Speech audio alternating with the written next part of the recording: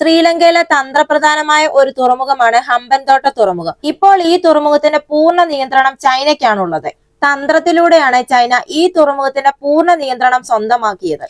ഇന്ത്യക്ക് നേരെയുള്ള ചാരക്കണ്ണി ശക്തമാക്കാൻ വേണ്ടിയിട്ടാണ് ചൈന ഈ തുറമുഖത്തിന്റെ നിയന്ത്രണം സ്വന്തമാക്കിയത്. 99 വർഷത്തെ പാട്ടത്തിനാണ് ശ്രീലങ്ക ചൈനയ്ക്ക് ഈ തുറമുഖം കൈമാറിയിട്ടുള്ളത്. ഇന്ത്യൻ മഹാസമുദ്രത്തിന് കുറുകെയുള്ള ബെയ്ജിങ്ങിന്റെ സ്ട്രിംഗ് ഓഫ് പേൾസിന്റെ ഭാഗമായി ഒരു ചൈനീസ് നാവിക താവളത്തിന് ഹമ്പൻതോട്ട തുറമുഖം നല്ല ഇടമായിരിക്കും. അതുപോലെ തന്നെ ഇന്ത്യൻ മഹാസമുദ്രത്തിൽ ഇന്ത്യയെ വളയാനുള്ള ചൈനയുടെ ഒരു വൻ പദ്ധതിയുടെ ഭാഗമായിരുന്നു ഈ ഹമ്പൻതോട്ട തുറമുഖം സ്വന്തമാക്കുക എന്നത്. ഇന്ത്യൻ മഹാസമുദ്ര മേഖലയിലെ തന്ത്രപ്രധാനമായ സ്ഥലങ്ങളിൽ ചൈനീസ് സൈനിക വാണിജ്യ സൗകര്യങ്ങളുടെ ഒരു ശൃംഖല സ്ഥാപിക്കുന്നതുൾപ്പെടെയുള്ള പദ്ധതികൾ ചേർന്നതാണ് ചൈനയുടെ സ്ട്രിംഗ് ഓഫ് പേൾസ് എന്ന പദ്ധതി. ചൈനയുടെ ഈ വമ്പൻ പദ്ധതികളെല്ലാം ഇപ്പോൾ പൊളിയാൻ പോകുകയാണ്.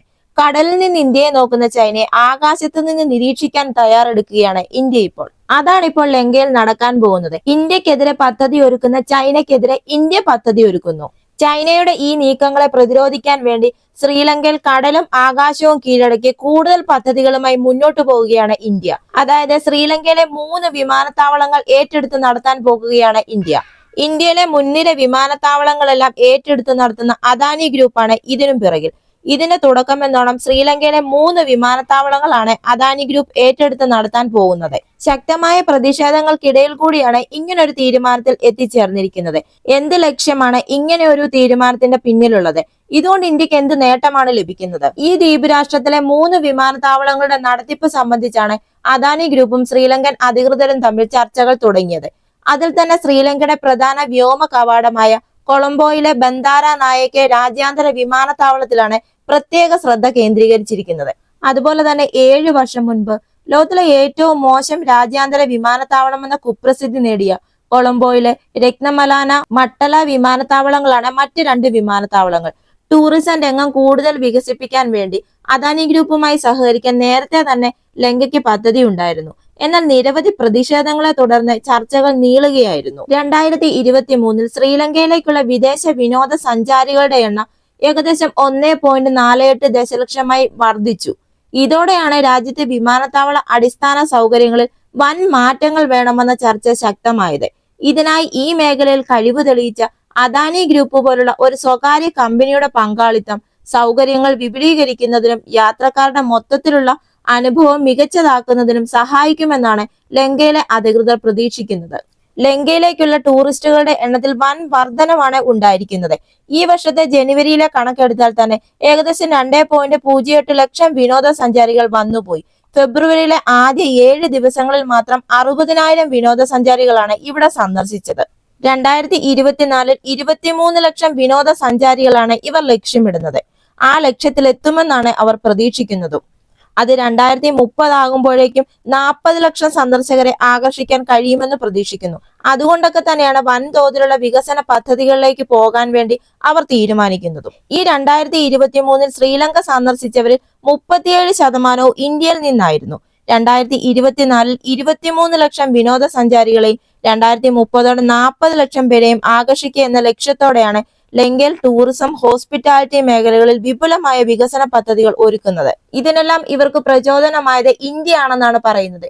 ഇന്ത്യയിലെ വിജയകരമായ മാതൃകകളിൽ നിന്ന് പ്രചോദനം ഉൾക്കൊണ്ടുകൊണ്ടാണ് രാജ്യത്തെ പുതിയ പദ്ധതികൾ. തിരുവനന്തപുരം അടക്കം നിലവിൽ ഇന്ത്യയിലെ 8 വിമാനത്താവളങ്ങളാണ് ഈ അദാനി ഗ്രൂപ്പ് കൈകാര്യം ചെയ്യുന്നത്. തിരുവനന്തപുരത്തിന് പുറമെ അഹമ്മദാബാദ്, ലക്നൗ, ജയ്പൂർ, ഗുവാഹത്തി, മംഗളൂരു തുടങ്ങിയ വിമാനത്താവളങ്ങളുടെ നടത്തിപ്പും അദാനിയുടെ കൈവശമാണ്. ഇതോടൊപ്പം തന്നെ മുംബൈ വിമാനത്താവളത്തിന്റെ 73% ഓഹരി അദാനി ഗ്രൂപ്പിന്റെ കൈവശമാണ്. ശ്രീലങ്കയിൽ ഇപ്പോൾ നടത്താൻ പോകുന്ന ഈ പദ്ധതികൾ വിനോദസഞ്ചാരം വർദ്ധിപ്പിക്കുന്നതിനുള്ള രാജ്യത്തിന്റെ ശ്രമങ്ങളുമായി ഏറെ ബന്ധമുണ്ടെന്നും ശ്രീലങ്കയുടെ വിനോദസഞ്ചാരത്തിന്റെ ഏറ്റവും വലിയ വിപണി ഇന്ത്യയാണെന്നുമാണ് ശ്രീലങ്ക പറയുന്നത്. ഒരുപക്ഷെ ഇതെല്ലാം മുന്നിൽ കണ്ടാകാം വിമാനത്താവളങ്ങൾ നടത്താൻ ഇന്ത്യൻ കമ്പനിയെ തന്നെ ഏൽപ്പിക്കുന്നത്. വൻ സാമ്പത്തിക പ്രതിസന്ധി നേരിട്ട 2022 ഇന്ധനക്ഷാമം നേരിട്ടതോടെ ശ്രീലങ്കയിൽ നിന്നുള്ള ദീർഘദൂര വിമാന സർവീസുകൾക്ക് ഇന്ധനം നൽകി സഹായിച്ചതും അദാനി ഗ്രൂപ്പിന്റെ കീഴിലുള്ള വിമാനത്താവളങ്ങളായിരുന്നു. തിരുവനന്തപുരം രാജ്യാന്തര വിമാനത്താവളത്തിൽ നിന്നാണ് ശ്രീലങ്കൻ എയർലൈൻസിന്റെ എയർബേസ് 330 വിമാനത്തിന് ഇന്ധനം നിറയ്ക്കാൻ സൗകര്യമൊരുക്കിയത്.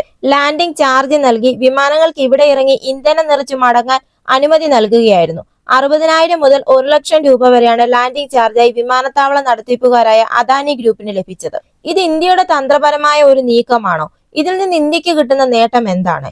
ഉപയോഗിക്കാതെ കിടക്കുന്ന ഈ ലങ്കൻ വിമാനത്താവളങ്ങൾ ഏറ്റെടുത്ത് നടത്തുന്നതിനായി റഷ്യയുമായി ഇന്ത്യ സംയുക്ത സംരംഭത്തിൽ പങ്കുചേരുമെന്ന് നേരത്തെ തന്നെ വാർത്തകൾ വന്നിട്ടുണ്ടായിരുന്നു. ഇക്കാര്യത്തിൽ റഷ്യയ്ക്കൊപ്പം ചേർന്ന ഇന്ത്യ ഇത്തരമൊരു നീക്കം നടത്തുന്നതിന് പിന്നിൽ വലിയൊരു ലക്ഷ്യമുണ്ട്. ഇന്ത്യൻ മഹാസമുദ്ര മേഖലയിലെ ചൈനയുടെ സ്വാധീനം തടയുക എന്നത് തന്നെയാണ് ഇതിനു പിന്നിലുള്ള വലിയ ലക്ഷ്യം. തെക്കൻ ശ്രീലങ്കയിലെ മട്ടല രാജ്പെക്സ് ഇന്റർനാഷണൽ എയർപോർട്ട് അഥവാ MRIA നടത്തിപ്പിനായി സ്വകാര്യ സ്ഥാപനങ്ങളെ ഉൾപ്പെടുത്തി ഇന്ത്യയുമായി സംയുക്ത സംരംഭത്തിന്റെ ഭാഗമാകാനാണ് റഷ്യ താൽപര്യം പ്രകടിപ്പിച്ചിരുന്നത്. ശ്രീലങ്കയിലെ Russian ambassador Lavalin S ദഗാരിയൻ MRIA പ്രവർത്തിപ്പിക്കുന്നതിന് ഇന്ത്യയുമായി ഒരു സംയുക്ത സംരംഭത്തിന് തന്റെ രാജ്യം താൽപര്യം പ്രകടിപ്പിച്ചതായി സൂചിപ്പിക്കുകയും ചെയ്തിരുന്നു.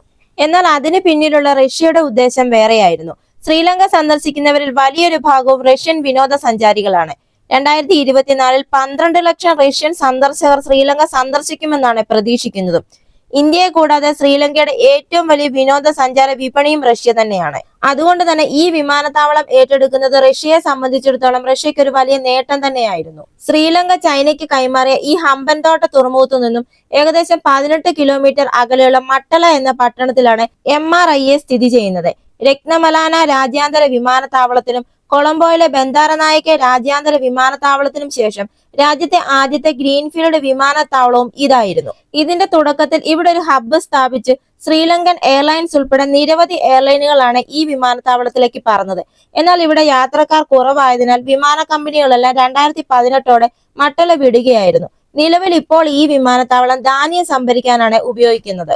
ഇപ്പോൾ ഈ MRIA ഉൾപ്പെടുന്ന ലങ്കൻ വിമാനത്താവളങ്ങൾ ഏറ്റെടുക്കാൻ റഷ്യയുമായി ഇന്ത്യ സഹകരിക്കുന്നതിന് പിന്നിൽ ഹമ്പൻതോട്ട തുറമുഖത്തെ ചൈനയുടെ സാന്നിധ്യമാണെന്നാണ് നിരീക്ഷകർ ചൂണ്ടിക്കാട്ടുന്നത്. ഈ വിമാനത്താവളത്തിന്റെ നിയന്ത്രണം ഇന്ത്യക്ക് ലഭിച്ചാൽ ചൈനീസ് അധീനതയിലുള്ള തുറമുഖത്തെ ഓരോ നീക്കവും കൃത്യമായി നിരീക്ഷിക്കാൻ ഇന്ത്യക്ക് എളുപ്പമാവും. 2015-16 മുതൽ തന്നെ MRIA ഏറ്റെടുക്കാൻ ഇന്ത്യ താൽപര്യം പ്രകടിപ്പിക്കുന്നുണ്ട്. ഇന്ത്യൻ മഹാസമുദ്രത്തിൽ ചൈനയുടെ വർദ്ധിച്ചു വരുന്ന സ്വാധീനത്തിന്റെ പശ്ചാത്തലത്തിൽ തന്ത്രമായ പരിഗണനകൾ ഇന്ത്യയുടെ താൽപര്യത്തിന് കാരണമാകാം. ശ്രീലങ്കയിലെ കൊളംബോ തുറമുഖത്തെ ടെർമിനൽ സ്ഥാപിക്കാനുള്ള ഒരുക്കത്തിലുമാണ് അദാനി പോർട്സ്. ഇതിനായി US സർക്കാരിന് കീഴിലെ ഡെവലപ്മെന്റ് ഫിനാൻസ് ഇൻസ്റ്റിറ്റ്യൂഷനിൽ നിന്ന് 5000 കോടി രൂപയുടെ വായ്പയും അദാനി പോർട്സ് ഉറപ്പാക്കി കഴിഞ്ഞു.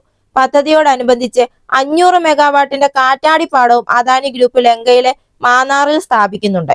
ഇത് ചൈനയെ ഏത് രീതിയിൽ ബാധിക്കും? ഇന്ത്യയുടെ ആഭ്യന്തര സുരക്ഷയ്ക്ക് എന്നും ഒരു വെല്ലുവിളിയാണ് ചൈന. ആർക്കും വേണ്ടാത്ത ഹമ്പൻതോട്ട തുറമുഖവും വിമാനത്താവളവും മറ്റും ചൈന നിർമ്മിച്ചു കൊടുത്തതിന്റെ തലവേദന വർഷങ്ങൾ കഴിഞ്ഞാലും ലങ്കയെ വിട്ടുപോകാത്ത അവസ്ഥയാണ്. അതെങ്ങനെയാണെന്ന് ചോദിച്ചാൽ ഇതിന് ചിലവാക്കേണ്ടി വന്ന തുക കടമായി കണക്കാക്കുന്നതിനാൽ ലങ്കയുടെ സാമ്പത്തിക ബാധ്യത വർദ്ധിപ്പിക്കുകയാണ് ചൈന ചെയ്തത്. ആ സഹായം കൊണ്ടുള്ള നേട്ടമാകട്ടെ ചൈനയ്ക്ക് മാത്രമായിരുന്നു. എന്നാൽ ഇത് വളരെ വൈകിയാണ് ലങ്ക സർക്കാർ തിരിച്ചറിഞ്ഞത്. ഇങ്ങനെ ഇപ്പോൾ ഉയർന്നു വരുന്ന ഈ വമ്പൻ പ്രൊജക്ട് 2 രാജ്യങ്ങൾക്ക് നേട്ടം മാത്രമേ ഉണ്ടാക്കുകയുള്ളൂ എന്നാണ് 2 രാജ്യങ്ങളും പ്രതീക്ഷിക്കുന്നത്. റഷ്യയുടെ വിനോദസഞ്ചാര മേഖലയിലേക്ക് വമ്പൻ വികസനങ്ങൾ കടന്നു വരികയും ചെയ്യും. അതോടൊപ്പം തന്നെ ആർക്കും വേണ്ടാത്ത ഹമ്പൻതോട്ട തുറമുഖവും വിമാനത്താവളവും മറ്റും ചൈന നിർമ്മിച്ചു കൊടുത്തതിന്റെ തലവേദനയിൽ നിന്ന് കുറച്ചൊരാശ്വാസം ലഭിക്കുകയും ചെയ്യും. ഇന്ത്യയെ സംബന്ധിച്ചിടത്തോളം ഈ വിമാനത്താവളത്തിന് നിയന്ത്രണം ലഭിച്ചാൽ ചൈനീസ് അധീനതയിലുള്ള തുറമുഖത്തെ ഓരോ നീക്കവും കൃത്യമായി നിരീക്ഷിക്കാൻ ഇന്ത്യക്ക് സാധിക്കും. ഈ വീഡിയോ നിങ്ങൾക്ക് ഇഷ്ടമായെങ്കിൽ മറക്കാതെ തന്നെ ഈ ചാനൽ ഒന്ന് സബ്സ്ക്രൈബ് ചെയ്യുക. അടുത്ത വീഡിയോയുമായി വീണ്ടും കാണാം.